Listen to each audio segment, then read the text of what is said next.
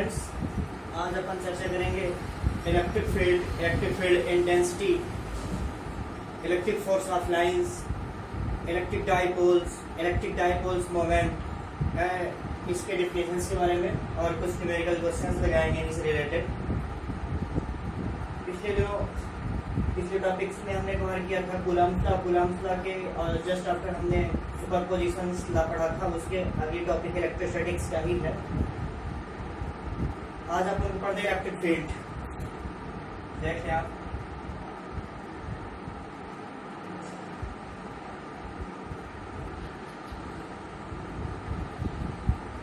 विद्युत क्षेत्र क्या होता है, इलेक्ट्रिक फील्ड।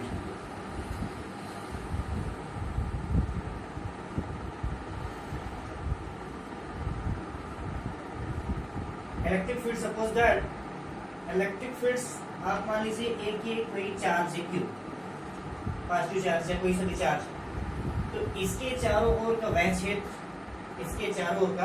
क्षेत्र जहां तक मान लीजिए इसका रेंज ये है, मतलब कोई भी एक दूसरा परीक्षण धनावेश में Q0 लाऊं, यदि यहाँ आने पर ये इसके फोर्स का अनुभव करने लगे तो यही क्या कहलाता है, इसका फील्ड।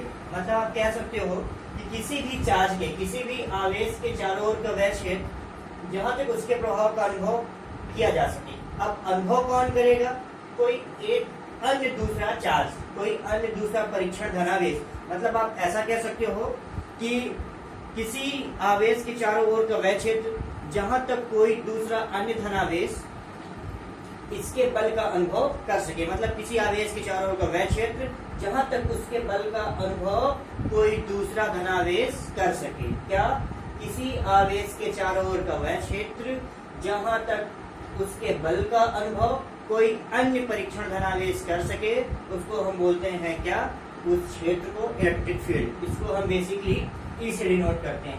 ये एक वेक्टर क्वांटिटीज होती है, इसलिए अपन वेक्टर लगा देंगे। मतलब इलेक्ट्रिक फील्ड क्या है, किसी भी पर्टिकुलर चार्ज और चार्ज के चारों ओर का फील्ड जहां तक उसके फोर्स का अनुभव कोई दूसरा चार्ज कर सके। मतलब किसी आवेश के चारों ओर का वह क्षेत्र जहां तक उसके बल का अनुभव कोई दूसरा या अन्य परीक्षण धनावेश अनुभव करे, उसको हम बोलते हैं विद्युत क्षेत्र। अब दूसरा इसी का सेकेंड पार्ट है। सेकेंड पार्ट मतलब इसके टाइप, विद्युत चार्ज, इलेक्ट्रिक फील्ड कितने तरह के होते हैं। तो इलेक्ट्रिक फील्ड दो तरह के होते हैं, यूनिफॉर्म इलेक्ट्रिक फील्ड, मतलब एक समान विद्युत क्षेत्र, और असमान विद्युत क्षेत्र। आप देख लें, पहला इसके दो पार्ट्स होते हैं। पहला होता है, आप लिख रहे हैं एक समान विद्युत क्षेत्र। एक समान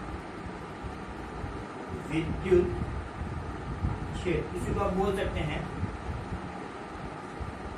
यूनिफॉर्म इलेक्ट्रिक फील्ड। अब यूनिफॉर्म इलेक्ट्रिक फील्ड का क्या मतलब कि जहां पे एक समान यूनिफॉर्म विद्युत क्षेत्र मतलब किसी आवेश के चारों ओर का वह क्षेत्र जहां तक उसके बल का अनुभव कोई अन्य परीक्षण धनावेश कर सके।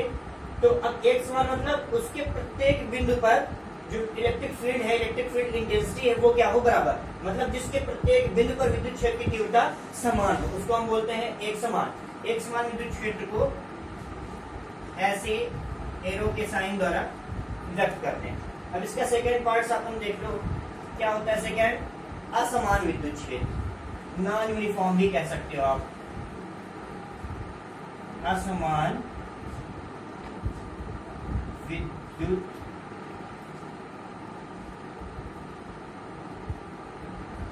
असमान विद्युत क्षेत्र, non uniform electric field.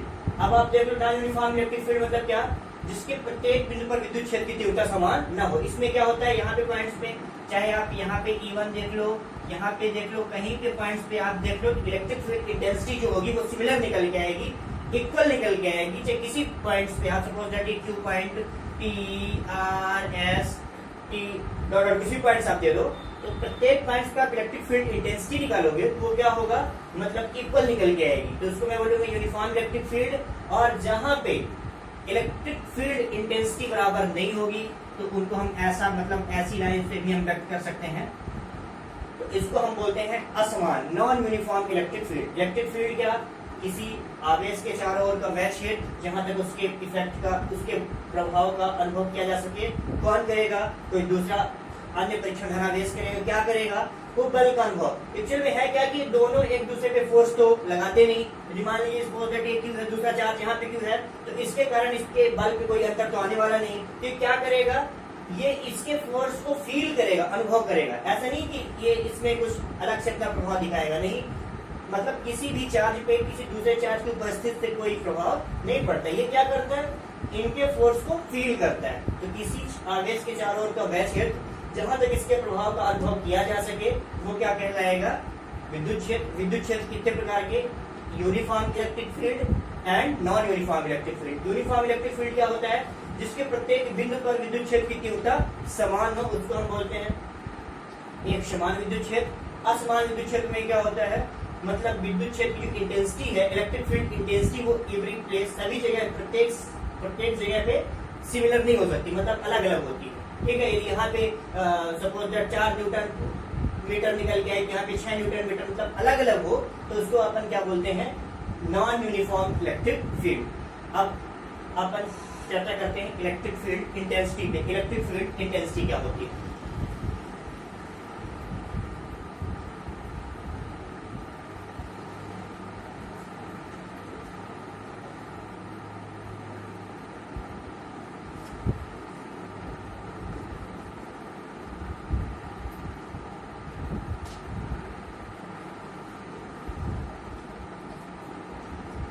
Electric field intensity, विद्युत क्षेत्र की तीव्रता।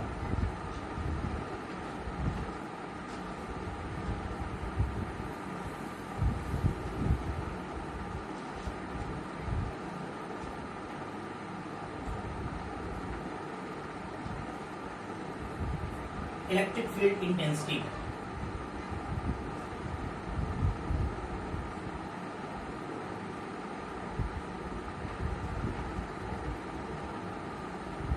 इलेक्ट्रिक फील्ड इंटेंसिटी मतलब विद्युत क्षेत्र की तीव्रता क्या होती है।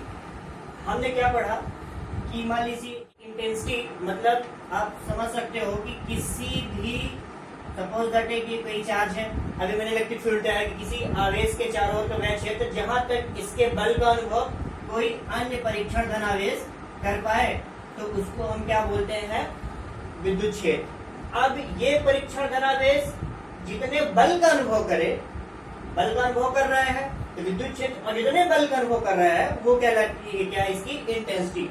मतलब किसी आवेश के चारों ओर वह क्षेत्र जहां तक उसके बल का अनुभव किया जा सके क्या कहलाता है, विद्युत क्षेत्र। अब जितने बल का अनुभव किया जा सके वो क्या कहलाता है, विद्युत क्षेत्र की तीव्रता। विद्युत क्षेत्र की तीव्रता को ई सिलेक्ट करते हैं, ये वेक्टर क्वांटिटीज होती है।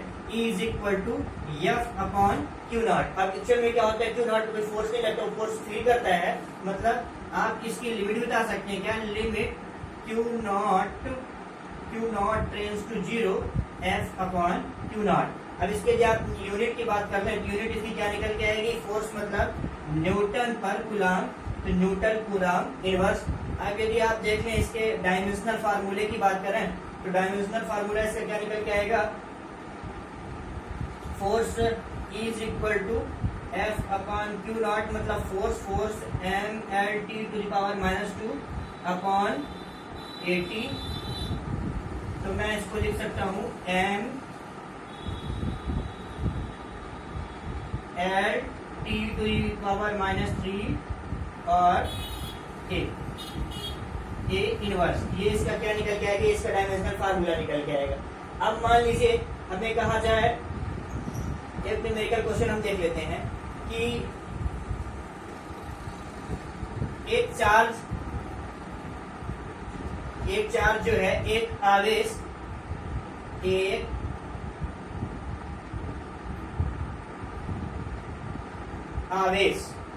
या ऐसा कि आपसे एक आवेश 5 कूलाम का, कितने का, 5 कूलाम का एक आवेश 10 न्यूटन बल का, जिसमें 10 न्यूटन बल लग रहा है, एक 5 कूलाम का आवेश जिसमें 10 न्यूटन बल लग रहा है, तो वहां पर विद्युत क्षेत्र की तीव्रता ज्ञात कीजिए। कितनी विद्युत क्षेत्र की तीव्रता। बड़ा सिंपल क्वेश्चन है, मैंने आपको एग्जांपल के तौर पे ऐसे दे दिया है। तो E इज इक्वल टू, अब क्या लिख सकते हो, 10 अपॉन फोर्स कितना लग रहा है 10 न्यूटन, और कितना है चार्ज कितना है 5 कूलम, तो 10 upon 5 that is equal to 2। तो 2 क्या आ जाएगा, newton coulomb inverse, newton coulomb inverse. अब यदि मान लीजिए आपसे कहा जाए कि 2 into 10 to the power 15 newton coulomb inverse के इलेक्ट्रिक फील्ड पे, क्या विद्युत क्षेत्र पे एक इलेक्ट्रॉन कितने बल का अनुभव करेगा। कैसा क्या दिया जाए, एक इलेक्ट्रॉन कितने बल का अनुभव करेगा। मतलब आप यहाँ क्या पूछ रहे हैं, आप देख लें, इलेक्ट्रिक फील्ड आपको दिया हुआ है, इलेक्ट्रिक फील्ड मतलब इलेक्ट्रिक फील्ड इंटेंसिटी, और आपको क्या दिया हुआ है, एक इलेक्ट्रॉन्स दिया हुआ, मतलब इलेक्ट्रॉन की चार्ज कितना होता है आपको पता ही है। हमने शुरू अपने बेसिक आपने जो बेसिक डेफिनेशंस पढ़ी थी, इलेक्ट्रॉन प्रोटॉन न्यूट्रॉन में, सारी चीजें आ जाती हैं इनमें। तो कितने बल का अनुभव करेगा, तो आप देख लो यहाँ पे फॉर्मूला क्या होता है, इज इक्वल टू एफ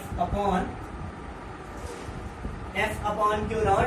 तो ई कितना है 2 into 10 to the power 15 is equal to F upon Q not. तो क्यू नॉट कितना है, एक इलेक्ट्रॉन पे कितना चार्ज होता है 1.6 into 10 to the power minus 19 coulomb. तो ये इधर ट्रांसफर हुआ, तो 1.6 into 2 into 10 to the power 5 into 10 to the power minus 19 is equal to F. तो यहाँ से कितना निकल के आ गया 1.6 मतलब 3.2 into 10 to the power minus 14 newton. ये क्या निकल के आ गया, फोर्स निकल के आ गया। ठीक है, इसलिए क्या कहती है इलेक्ट्रिक फील्ड इंटेंसिटी। अगर मान लीजिए आपसे कोई कह दिया भाई 3 माइक्रोकूलम का एक आवेश, 3 माइक्रोकूलम का एक आवेश 5 न्यूटन बल का अनुभव करता है, 5 न्यूटन बल का अनुभव करता है, तो उसका इलेक्ट्रिक फील्ड इंटेंसिटी फाइंड करिए, मतलब की फाइंड करिए। तो आप देख सकते हैं सीधा मतलब इलेक्ट्रिक फील्ड पूछ रहा 3 माइक्रोकूलम पे, तो माइक्रो मतलब एक दिन मैंने आपको साधारण सा फार्मूला भी बताया था कि माइक्रो मतलब 10 पर माइनस 6, उसके लिए हमने ट्रिक भी बताई थी। अब आप यहाँ पे देख सकते हो आपको निकालना है क्या है, E निकालना है, मतलब E is equal to F upon Q वाला बेसिक फंडा। अब आपको इलेक्ट्रिक फील्ड निकालना है, मतलब E बल कितना लग रहा है 5 न्यूटन, तो 5 पान क्यू कितना लग रहा है 3 माइक्रोकूलम, तो 3 into 10 to the power minus 6 coulomb. तो कितना आ जाएगा 10 टू द पावर माइनस 6 को आप ऊपर ट्रांसफर कर सकते हैं। तो E is equal to 5 into 10 to the power positive 6 upon ये कितना आ जाएगा 3 आ जाएगा। अब आप ये डिवाइड करें यहाँ से, तो ये 50 हो जाएगा। E is equal to 50 into 10 to the power 5 upon 3, तो E इज इक्वल टू कितना हो जाएगा यहाँ पे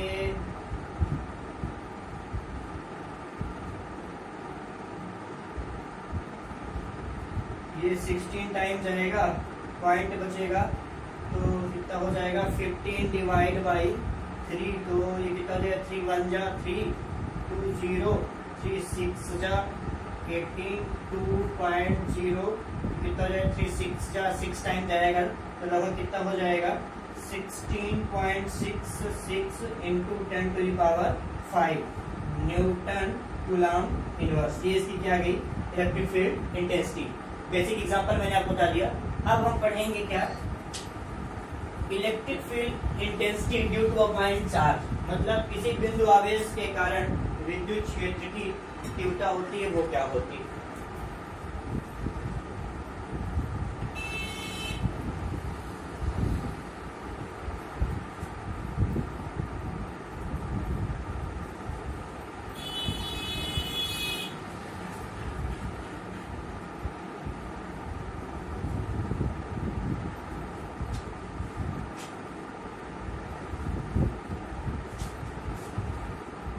बिंदु आवेश के कारण विद्युत क्षेत्र की तीव्रता।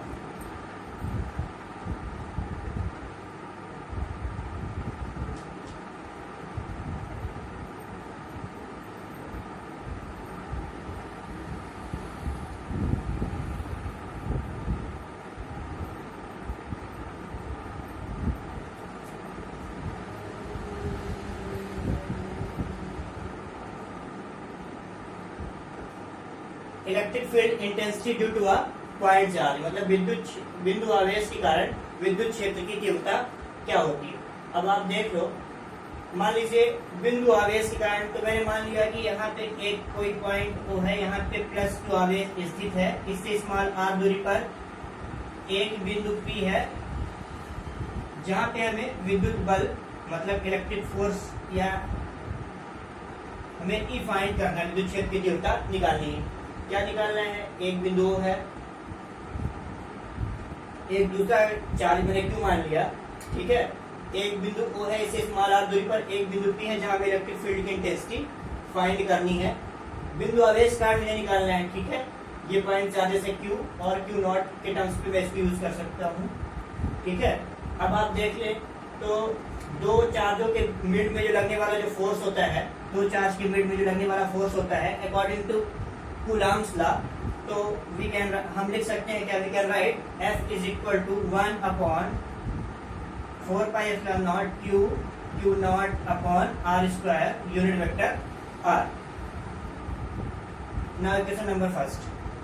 अब अपन को क्या निकालना है, इलेक्ट्रिक फील्ड इंटेंसिटी निकालनी है। ये क्या हो गया, दो चार्ज के मिड में जो लगने वाला फोर्स होता है वो क्या होता है, according to Coulomb's law F is equal to 1/4 pi epsilon not Q not upon R square unit vector R, ठीक है। अब आपको निकालना है electric field intensity, E is equal to क्या होता है, F upon Q not. Now equation number second. अब यदि मैं F की वैल्यू इक्वेशन नंबर सेकेंड में पुट कर दूं, 1 से फाइंड वैल्यू जो F की है वो इक्वेशन नंबर सेकेंड पे रखूं, पुट करूं तो E इज इक्वल टू क्या निकल के आएगा, 1/4 पाई एप्सिलॉन नॉट और Q not upon R square, ये हो गई, और क्या हो गया अपॉन Q नॉट। तो Q नॉट से Q नॉट का टर्म्स कैंसिल हो जाएगा, तो बचा क्या, E is equal to 1/4 pi epsilon not Q upon R square unit vector R। तो ये क्या आ गई, इलेक्ट्रिक फील्ड इंटेंसिटी किसी पॉइंट चार्ज के कारण, electric field intensity due to a point charge. अगर इसी पे कोई मीडियम, ये किसके लिए था, ये एयर टेंसर वायु निर्वात के लिए था। अभी यहीं पे मान लीजिए कोई मीडियम आ जाए के कांस्टेंट का, इन दोनों के बीच में मैंने कोई के कांस्टेंट का परावर्तनांक माध्यम भर दिया है, सपोज दैट मैंने मोम भर दिया है, ठीक है, तो उसकी इलेक्ट्रिक फील्ड इंटेंसिटी जिसकी डाइलेक्ट्रिक्स की जो वैल्यू होती है वो हमें पुट करना पड़ेगा। तो E is equal to 1/4 pi epsilon not के Q upon R square unit vector R। ये किसके लिए था, जब माध्यम वायु निर्वात हो। ये किसके लिए है, जब कोई के परावर्तनांक का माध्यम इसमें बीच में भर दिया जाए। ये क्या हो गई, electric field intensity due to a point charge, मतलब किसी बिंदु आवेश के कारण विद्युत क्षेत्र की तीव्रता क्या होती है। अब सपोज दैट मान लीजिए कहा जाए कि एक जो चार्ज है 5 कूलम्ब का आवेश 5 मीटर दूरी पर कितने बल का अनुभव करेगा। 5 कूलम्ब का एक चार्ज जो है 5 मीटर दूरी पर कितने बल का अनुभव कर रहा है, तो उसकी इलेक्ट्रिक फील्ड इंटेंसिटी क्या होगी, कितने बल का अनुभव कर रहा है 5 मीटर दूरी, एक 5 कूलम्ब का चार्ज या एक इलेक्ट्रॉन। तो आप इलेक्ट्रिक फील्ड इंटेंसिटी का फार्मूला लगाएं और उसको निकाल दें। अभी 2-3-4 एग्जाम्पल मैंने बताए हैं। अब इससे रिलेटेड यहाँ पे क्या निकल के आएगा electric field intensity due to a point charge मतलब बिंदु आवेश के कारण इलेक्ट्रिक फील्ड इंटेंसिटी क्या है ये आपको बताएगा। अब हम चर्चा करते हैं इलेक्ट्रिक फोर्स ऑफ लाइन, विद्युत बल रेखाएं। विद्युत बल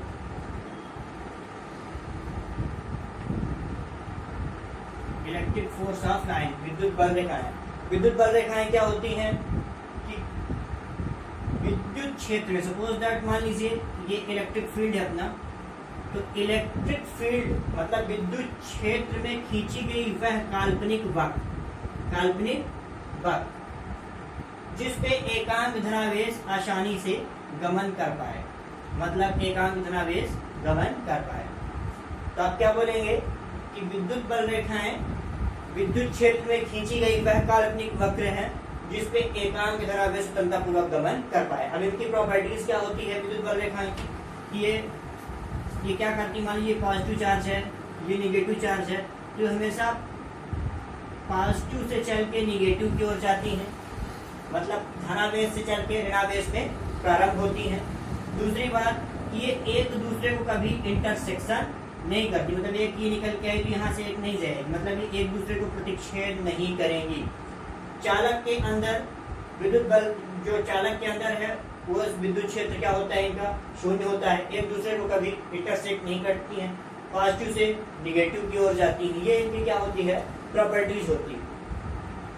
अब अगला पॉइंट पे मैं यदि बात करूं तो विद्युत ध्रुव क्या होता है, वैद्युत ध्रुव, ये इम्पोर्टेंट है, सारी चीजें हालांकि इम्पोर्टेंट है पर फिर भी विद्युत ध्रुव जरूरी है, बड़ा इंटरेस्टिंग भी है।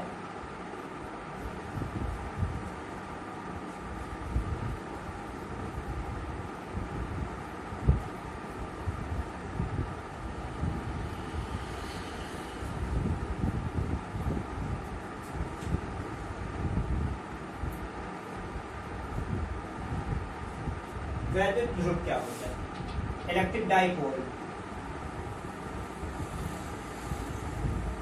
वैद्युत ध्रुव, इलेक्ट्रिक डाइपोल।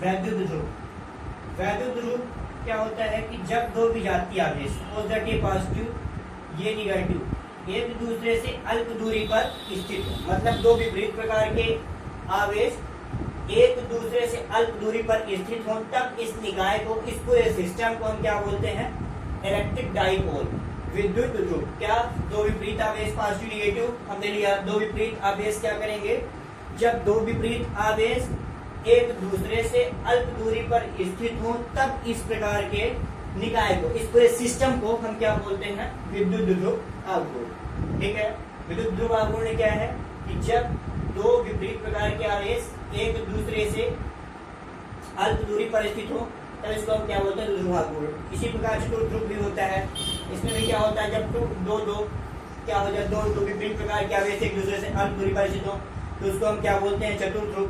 ठीक है, इसी प्रकार खश ध्रुव होता है, फिर और भी खश ध्रुव, अष्ट ध्रुव, इस प्रकार के करके। पर आपको समझना क्या है, की पॉइंट्स क्या है, बेसिकली आपको पकड़ के क्या चलना है कि दो डिफरेंट चार्जेस एक दूसरे से अल्प दूरी पर जब स्थित होंगे, दो विपरीत प्रकार के आवेश एक दूसरे से अल्प दूरी पर जब स्थित होंगे तब इस प्रकार के पूरे सिस्टम को हम क्या बोलेंगे, द्विध्रुव। इसी प्रकार चतुर्ध्रुव भी। अब द्विध्रुव को कैसे सिलेक्ट करते हैं, क्या इसकी प्रॉपर्टी होती है, आप देख रहे हैं। अब अपन लोग क्या पढ़ना है, विद्युत ध्रुव आप समझ गए। अब अगला पॉइंट जो है विद्युत ध्रुव आघूर्ण, विद्युत द्विध्रुव आघूर्ण, electric dipole moment. Electric dipole moment क्या होता है कि एक चार्ज, क्या, एक चार्ज मतलब कोई एक आवेश और उसके बीच की दूरी का गुणनफल, एक आवेश, विद्युत ध्रुव आघूर्ण को हम P से व्यक्त करते हैं और ये वेक्टर क्वांटिटीज है, इसलिए हम वेक्टर लगा देंगे। विद्युत ध्रुव आघूर्ण क्या होता है, एक चार्ज और किसी चार्ज, मतलब कोई जरूरी नहीं कि ये चार्ज है कि ये चार्ज, मतलब किसी आवेश और उसके बीच की जो अल्पतम दूरी होती है उसके गुणनफल को हम क्या बोलते हैं, याद रखेंगे, इसको हम क्या बोलते हैं, द्विध्रुव अक्ष बोलते हैं। क्या बोलते हैं, दोनों चार्जेस को मिलाने वाली जो लाइंस है उसको हम क्या बोलते हैं, द्विध्रुव अक्ष, द्विध्रुव अक्ष। ये जो 12 है ये इसकी क्या होती है, प्रभावकारी लंबाई, प्रभावकारी इफेक्टिव लेंथ। ये होता है क्या, डाइपोल एक्सिस, ये क्या होता है, इफेक्टिव लेंथ।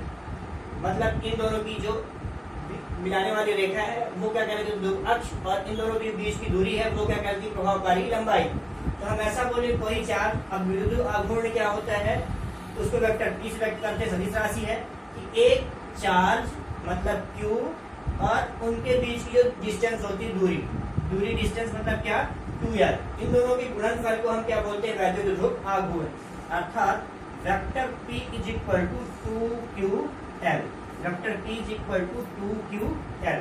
अब यदि आप इसके यूनिट्स के बारे में बात कर लें कि इसका मात्रक क्या होता है, यूनिट्स, तो क्या हो जाएगा, vector p is equal to q into l, मतलब चार्ज की यूनिट क्या होती है, कूलाम, और ये क्या हो गई लेंथ मतलब क्या होता है, मीटर, तो क्या हो जाएगा, vector p is equal to coulomb metre. अब जिसके आप डायमेंशनल फार्मूले की बात कर लो तो वेक्टर p का डायमेंशनल फार्मूला हो जाएगा वो क्या हो जाएगा, कूलाम, मतलब कूलाम का क्या होता है, चार्ज मतलब क्या 80, और ये क्या हो जाएगा, मीटर मतलब लेंथ l, तो क्या हो जाएगा m0 l t a, ये इसका क्या आ गया, डायमेंशनल फार्मूला। अब मान लीजिए मैं बोलूं कि एक 5 कूलाम का जो चार्ज है वो एक 5 कूलाम का चार्ज जिनके बीच की दूरी ऐसा बोल दिया जाए कि 2 5 कूलाम की है, एक 5 कूलाम का 2 5 कूलाम के विपरीत चार्ज होने चाहिए, कैसे चार्ज हो जाए, डिफरेंट चार्ज, 2 विपरीत चार्ज, तो एक 5 कूलाम का आवेश जिसके बीच की दूरी मान लीजिए 10 मीटर है, तो उसके बाद ध्रुव आघूर्ण सिमिलर फार्मूला है, आप रख के सॉल्व कर सकते हो, ठीक है। अब इसी पे जो अगला पॉइंट है वो क्या है, विद्युत ध्रुव आघूर्ण के कारण इंटेंसिटी निकालना, ये सिमिलर क्वेश्चन है। आगे थोड़ा सा और आगे हम चलते हैं, इसलिए इसमें और वेरिएशन है। आप देखें विद्युत ध्रुव आघूर्ण के कारण जो इलेक्ट्रिक फील्ड इंटेंसिटी है वो हम 2 टाइप से निकाल सकते हैं। क्या, विद्युत ध्रुव आघूर्ण के कारण विद्युत क्षेत्र की तीव्रता, तो विद्युत ध्रुव आघूर्ण के कारण विद्युत क्षेत्र की जो तीव्रता है वो 2 टाइप से निकाल सकती है। पहली क्या हो जाती है, इन डाउन पोजिशन, अक्षीय स्थिति, और दूसरा क्या है, ब्रॉड साइड ऑन पोजिशन, निरक्षीय स्थिति, अक्षीय स्थिति और निरक्षीय स्थिति। इनको हम आगे टॉपिक पे कवर करेंगे, ठीक है, थैंक यू।